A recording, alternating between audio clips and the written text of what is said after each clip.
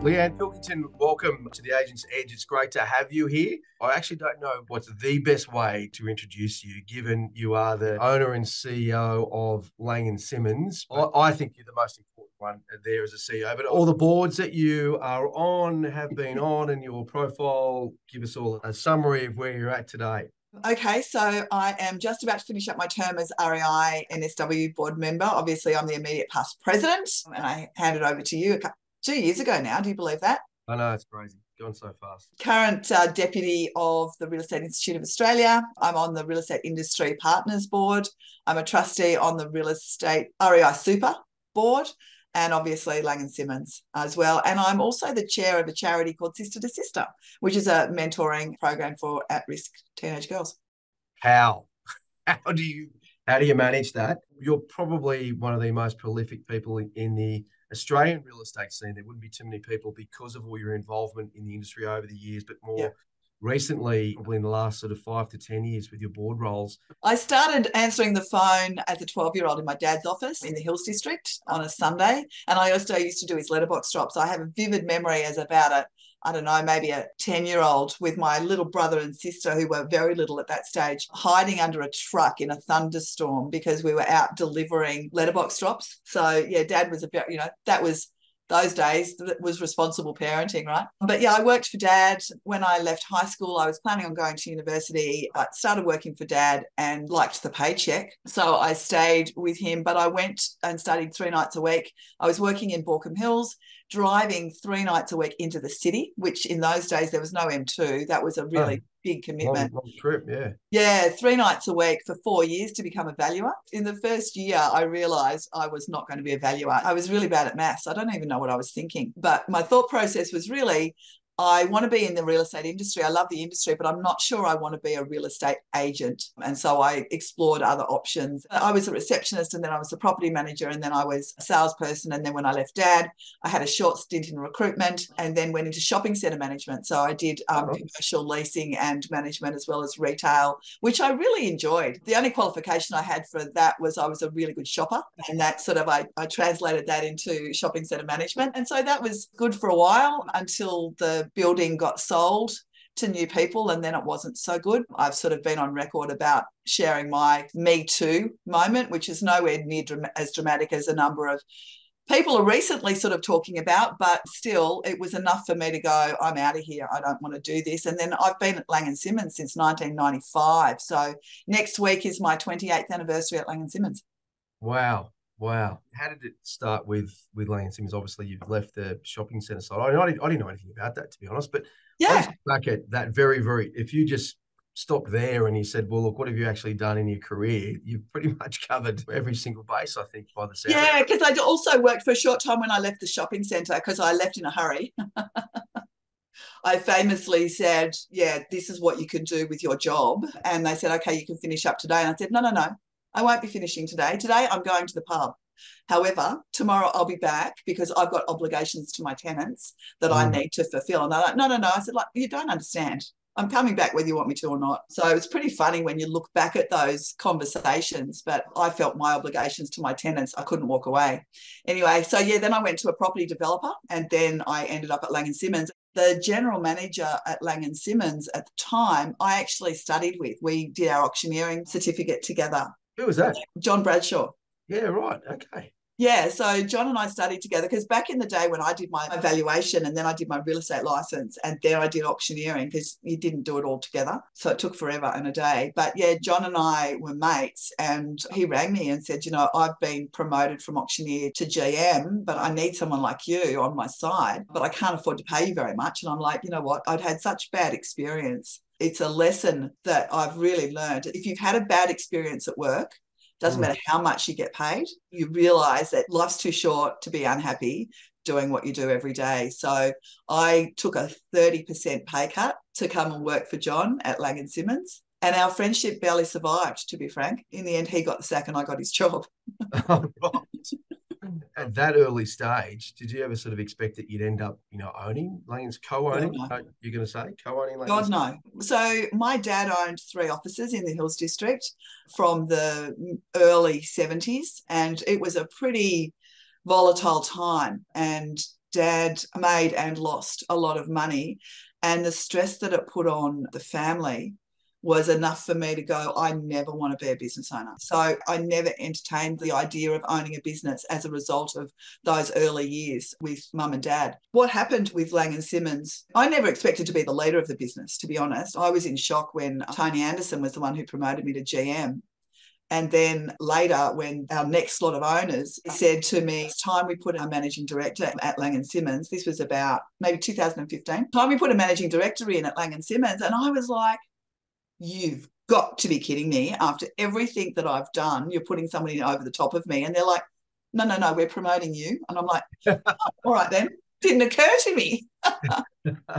Hopeless. Honestly, I just never saw myself in any of these leadership positions, but I've kind of grown into it, I think, now. Yeah, absolutely. Your comment earlier about never wanting to be in that position of being a principal, and now you're the principal of Lang & Simmons. Yeah. That must have been a big decision as well. It's the biggest decision I've ever made. The hardest decision I ever made. And I've told this story a couple of times. As a corporate team, we write a letter to ourselves at the end of every year to be read the following year. So with a view of all the things we want to achieve, sort of it's our version of a business plan, if you will. And in 2019, I couldn't see the future. It's not about what you've done, it's about what you do next. So I'm always looking forward at what's next. And so 2019, I couldn't see what was next. And that frightened me. And so I had a lot of conversations with people. I had other business opportunities, other job opportunities.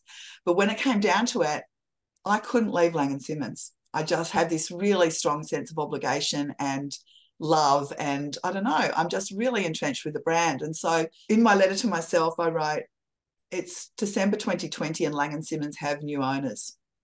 I still wasn't planning on being one of them, but I did ring the CEO at the time and say, you've got to go to the board and see if they'll sell us because I can't do this anymore. Turned out it was really great timing for them. We started negotiating with a couple of big brands to buy us. I was president of the REI in New South Wales at the time, and I was on the phone to someone and he was shooting me. REI should do this. As president, you should do that. And I got off the phone and thought, I'm too old to work for someone like that. Well, I can't do it. And then that's when I realised the best option is going to be an internal buyout. And so I spoke to a couple of franchisees who'd sort of heard rumours that it might be on the market. And I spoke to them and they said, we'll do it, Lee, but only if you take an equity position. I'm 61 in a couple of weeks. I was 58 at the time. And I thought, that's a major commitment at my age, at my stage in life, when most of my friends I went to school with are planning their retirements. Here I am buying a business and I have to give my shareholders a 10-year commitment. I didn't want anybody to wake up tomorrow and find out, A, Lang & Simmons had been sold, B, that I was one of the owners and they had no idea about it. So I visited every principal in the network, told them what we were thinking about doing. And all of a sudden it went from 3 of us to 15 of us because people kept on saying, if you're going to do it, we want to do it too.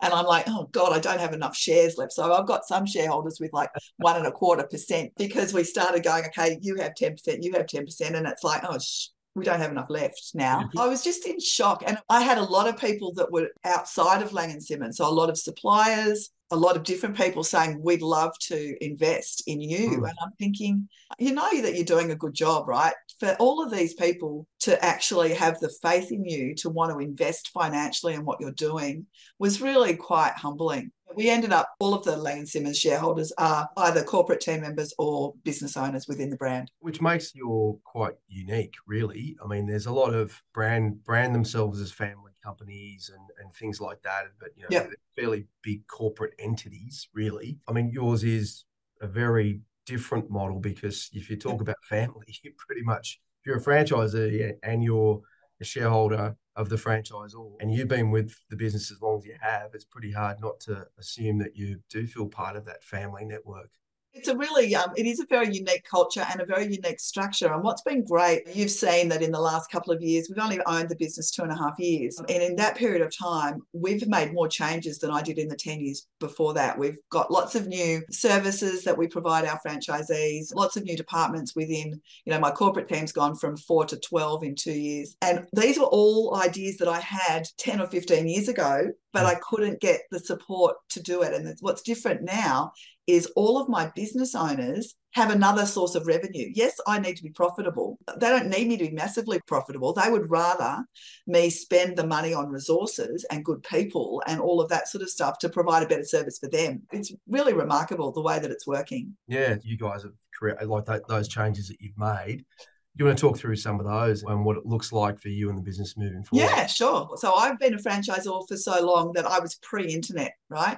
Mm. I had quotes for our first website between $1 million and free. And it's like, oh, I don't even know what it's going to do, right? Yeah. So that was really, really interesting. So the value proposition for franchising's changed massively because all of the things that you used to rely on a franchise for, you can get now. You know, there are conferences. There was no ARIC back in those days. The training was very hard to come by, all of those sorts of things. I believe that as a franchisor, we need to look at the pain points for the individual business owners. What are they? And they are recruitment, for example, and retention. So we put on a head of people and culture. She does recruitment and HR for the offices. Property management is a massive pain point. So now we've got a head of property management. We can actually manage your rent roll for you, or we can just do your inspections for you. So we can manage all of it or just a little bit of it. We can just do your trust accounting if you like.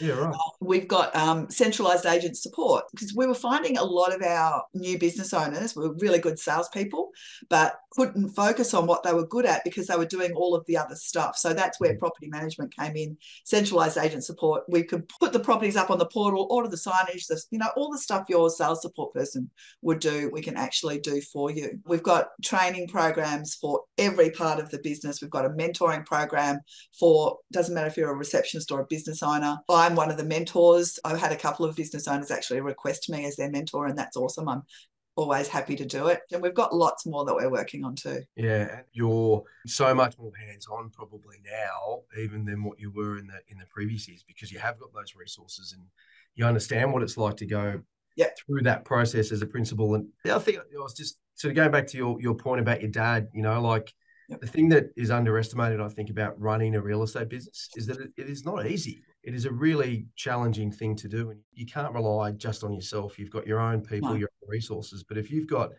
a supportive brand that's got a structure that's got all of those assets, like that is really valuable because massively. If you don't use them all the time, when you need them, they're there and you can take advantage. And it's interesting that you say that because you're right, profitability is under massive pressure. But one of our business owners who used to be an independent gave us a testimonial and said, you are in business for yourself, but not by yourself. And I thought that's so true, right? We've got such experience in my corporate team now that there's someone different that you can talk to no matter what the problem is. And, my team will come to auctions. They'll help you with auction strategy. They'll talk you through the dialogue. Like, you name it, we can help you with it. I'm loving it. Absolutely loving it. You can see that. And still, we got to the question of all the other things that you do and how you fit it all in yet. But the way that the industry is evolving, I know you and I have had many conversations about this, and you mentioned profitability.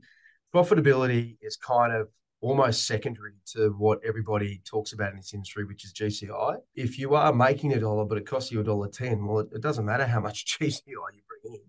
As long as you are actually making money, all these services that you've got where you take that pressure, you can aggregate it at scale, you can take that pressure off the principal. They can choose as to whether they engage with this, I'm assuming too, but they can choose. And I guess the thing about that is that just gives them profit options beyond the engineering of their own business too, doesn't it? Yeah, it really does. And it's been interesting. I mean, you would know that a lot of the big businesses out there, and I'm not talking franchise businesses, I'm talking big, they do provide all of that back end support, right? And that we've just sort of taken that model and put it into a franchise, which is really unusual. It's interesting. Some people are going, oh, wow, that is so good. I've got to get amongst that. But we've still got a section of the group that are very fixed in the way that they want to do things, and it's their office and they want their people sitting next to them. And that's fine. You can do that if you want. But I think that people need to have a look at their business plan. And that's something else that we will come out and do, those vision and mission and all of the planning sessions with our officers to get their team engaged and on board with the future.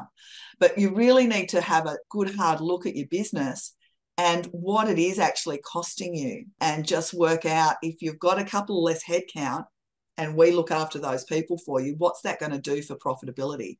And it's, in some cases, can have a massive impact. And Yeah. you don't have to manage the people.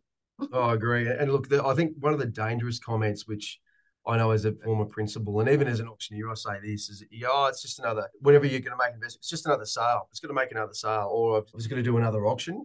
It doesn't actually work that way. You need to have that planning in place, particularly you'll be seeing this too right across the country, and it's happening sort of internationally as well. Is that salespeople, what you and I got paid when we first got into the business as a percentage of the total revenue, so our rebate as an agent was vastly different to what it is today. How do you see that impacting, the whole industry really, but, particularly with you guys? Oh, yeah, it's massive. I mean, back in the day when I was an agent, back in the 80s, we used to get paid 70% to sell the property and only 30% to list it.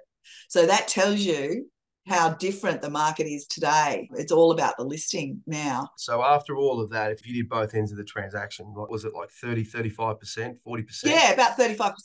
Yeah, Yeah, yeah, crazy. 35%. And yeah, now agents are just like, oh, well, the competition is going to pay them 70, 75, 80%. We're going to have to match it. It's like, oh, hold on, let's run through the numbers. You actually need to run through what it's going to look like for you as the business owner. A lot of offices don't even do the simple things like splitting their P&Ls between their sales and their property management. They just look at the overall, if they look at it at all. And you need to understand what that desk is costing you. What's the opportunity cost of not having that desk filled? What is the profit margin between sales and property management? And in a lot of cases, it's property management these days that's carrying some of the businesses, whereas previously it was the other way around. Yeah, exactly. To add to that, like obviously there's technology that plays a role in that as well, where you've got to try and find ways to create efficiencies. I was talking to someone the other day and I said, I'm going to put on this person. You need to think about what is the role of that person? Are there other things that you could put in place that don't cost, 85 grand a year that you've got to commit to and everything else? And use the technology that you've got, actually commit to learning how to use it. I mean, this is a bit rich coming from me because I'm famous for saying, I have people for that because I'm not the one who uses the technology, right? But I saw some really interesting stats with Chris Mercer not that long ago. And he was saying that it's not just property manager, but average person under the property management, in the property management division, there's one person for every 110 properties. Yeah, right. So they might be a leasing person, they might be admin support, whatever it is. And that number's barely moved in sort of 10 or 15 years, despite all the technology that we've got. And so there's something very wrong with that metric. Yeah. And I think too, though, probably part of that is that if you look at the consumer expectation, given that we've got all this technology, the fact that back in our day, you'd say, well, would you drive from Sydney to Wagga to get a contract exchange? You'd go, absolutely, I would. Like, I would do that, right, just to get the deal done. These days, would I press a button and send it around the world? Well, that's all you have to do. Yeah, it's a different world. Expectations have changed, and I guess the availability of information and access to it. I had a property last night where we had a vendor who, I'm not real good with technology, and they ended up, they were in Griffith, and they executed the contract and executed the reserve letter and all that kind of stuff, and they did it all from home. And I guess that's where those differences are. Some of those. Yeah, it's true. Yeah, expectations is a whole different conversation. It is. I was very fearful taking over the role as president of the REI from you, as you know, for the simple reason that you took that position in the industry. And I don't think, frankly, and taking nothing away from other presidents around the country and certainly the REIA as well, is that probably nationally, I don't think there was anybody that probably had a greater profile during that COVID period than yourself and Tim. Every day, twice a day, we would be tuning in, listening to exactly what those changes are. For you to be in the position that you were in with Lang & Simmons, the other board responsibilities you've got, and then also to be the face and the provider of all the changes in rules to what was happening during that COVID time. I don't know that anybody could probably thank you enough for that. You know what's interesting? I mean, that was a long time ago now, right? And almost every week, and as recently as last week, I have people thanking me. You don't know me, but I watched you every day. And it still blows me away the impact that we had.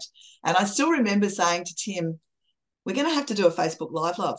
And I think we need to do it every day. He's like, what on earth are we going to have to talk about every day? It was amazing how it worked. But I'm grateful because I wasn't meant to be president at that time. Somebody else was meant to be, and they had some family issues. And the board asked me to stay for another term. And I still remember saying to Rob, my husband, Oh, I've just done 2 years as president. It won't be too bad. How hard can it be? And then I was on stage doing the road show. We had 200 people in Castle Hill RSL, and I was on stage at the same time that Scott Morrison was doing a press conference saying you cannot have groups of more than 100 people together. And we're like, oh, okay, how are we going to deal with that? So we literally had to get another room, and we split people, and it was, yeah.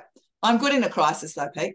That's No, I'm calm. we're very aware of that and indebted to that. But I mean, look, too, what I've discovered as well during that time, as well as my tenure, is that the REI team underrated and punching well above their weight. They're great. Yeah, just They're made great. all of that come together as well. Absolutely. Legals and our marketing team and our membership team and our helpline and everything else. Just really, I felt like it saved the day, to be honest. But Yeah, I completely agree with you. The team were working 7 days a week. Louise and her marketing team, Nicole and her legal and helpline, they were there 7 days a week. And I had the easy bit, right? All I had to do was to make Tim stay focused on language that real estate agents could understand. yeah, And so I think that's what people enjoyed, my sparkly jackets. And I honestly made a point of wearing a different jacket every day, as much to entertain other people as it entertained myself. I shouldn't have been able to do that, but I could. But, people enjoyed the interaction between Tim and I. What I learned during that period is people just want clear, consistent, transparent communication. yeah. If you don't know, tell people you don't know. And just be really straight. Yeah, I enjoyed it. Grateful to have had the opportunity. We all enjoyed it too. And it was like you were the translator, the Exactly. layman terms of Tim's, legal and accountancy background. Exactly. Things. And it was great, the banter between you guys. It was really terrific. So you're REI Super, REIA Vice Yep. President, now with REIP. You've gone from starting local, you've then gone into Lang & Simmons, and now you've with the REI from a very state-based approach, and now very much nationally. There wouldn't Yep. be too many people that would be across the industry like you would be with all of those boards. Like, where are you seeing things go from here? Yeah, that's a big question, right? I think that the industry is becoming more and more divided. So we've got some incredibly successful, I want to call them corporate type businesses that are being run often by people that are not real estate agents. But we've still got a lot of, I don't mean it to be insulting, mum and dad businesses, but small business owners. There's a big gap in the middle. And I think that gap in the middle is going to continue to get bigger for all, profitability, access to technology and leadership. I think one of the problems we've got in our industry is a lack of really strong leadership. We've got some, but we don't have enough. And I think that some business owners don't see the importance of leadership. They're too busy keeping the roof over their heads and listing and selling real estate. And so what I see in some businesses is some businesses can recruit people really successfully, and you can't get people out of their businesses with a crowbar. And then other people, recruitment is a constant challenge and it's a revolving door. It's all down to leadership. Yeah. You talked about implementation of technology, which we all know is where the future is going, but yeah, that's a leadership thing. And there's so many things around all of that, that as a business owner, as a principal, if you're not actually, well, if you don't stand for something, you'll fall for anything. You've got to have a plan. But at the same time too, no plan is worth anything unless it's actually monitored. So yeah, absolutely. It's got to be implemented. I mean, I'll never forget our very first conference at Lang & Simmons in 1997. One of my girlfriends was a director at Microsoft at the time, and the internet was quite new to us then. And there was no realestate.com or at that time. And Janie was showing CarPoint. So the car was spinning around on the screen and you could open the doors and look under the hood and all that sort of stuff. And she said, it's coming to real estate soon. And my number one business owner and salesperson at the time came up to me and said, oh, the internet, that was all a bit of fun, Leanne, but it's just a fad. And of course, it's not a fad, it's changed everything. And we're right there again now with AI. AI has already changed a lot more than most people realise. There's so much more to come. And I'm not pretending that I understand where all of the applications are for us. We need to accept that it's not a fad and it is going to be life-changing and business-changing for all of us. So we need to get across it. yeah, and I guess the thing about that is that you look at our industry, and as you said, you've got a lot of small businesses like the mum and dad style business. That question, I remember Miff Porter used to always say, if you always do what you've always done, you'll always get what you've always had. We've talked about, COVID creating change, businesses sort of moving into the digital age and things like that. If you're not involved in the digital age, if you don't actually go down the path where you've got a strong digital presence in the way that you transact, which is going to aid the consumer for a whole range of things, transparency being one of them. But AI will accelerate at a rate of knots. Like, this is not a slow progression towards change. It is a rapid one. And I agree with you, far greater than what most people perceive. Oh, massively. Yeah. Who knows where it's going to go, though? It is still a bit of a crystal ball moment. But I guess if you're not there, you guys are very focused on technology in your business. If you're not involved, invested, and implement technology, not just sign up to a subscription, you're Yes. already behind the eight ball. Yeah. Interesting Well, times. it is interesting times. And look, thank you so much for joining us today and sharing your story and your journey. I'm thrilled that we could actually get a slot of your time because Yeah, of course. Always make time for you. You know that. I really appreciate that. And so will the people that will get to watch all this. But look, Leanne, for everything that you've done for the industry, thank you. For what you're doing with your group in Lang & Simmons is really remarkable. And I think that they, no doubt, which I'm sure they've expressed to you on many occasions, probably very much appreciate the depth of your effort. And probably the thing that really stands out to me is that you're in partnership with them, and that's one thing, which is great. But clearly it's you genuinely care. That's a really big difference. Yeah, thank you. Oh, the last thing actually is about the board that you're on, sister to sister. Oh, sister to sister. Yeah, it's all about empowering young women. The girls that are involved in the program, it's a trauma-informed program. So let's put it that way. So they've gone through some really difficult times. And what motivated me to get involved back in 2009, as I was actually a big sister, was I've always had positive role models in my life. I had a really normal upbringing, but some of the girls that we work with have never had anybody even get out of bed to an alarm before. They might be the first person in their family to actually finish high school. And as a result of finishing high school, they can go on to further education if they choose to. And that's what it's all about, giving them the choices, giving them the confidence to know there are other choices for them out there. So I've been involved since 2009 and was appointed chair earlier this year. So we are fundraising for the 2024 program. We're having a lunch which is called Exceptional People I Know in February of next year. So I'll send you an invite to that. It's run by everybody involved in the program is a volunteer, and they are the most incredibly passionate women I've ever had the pleasure to work with. So it's a real honour to be chairing that board. In the role that you've had, it's not just a board position talking about strategy and everything else. You are actually engaged. Yeah. Giving up your time, going to retreats and things like that. It's incredible the amount of time that you're providing to these people and obviously making a big difference there as well.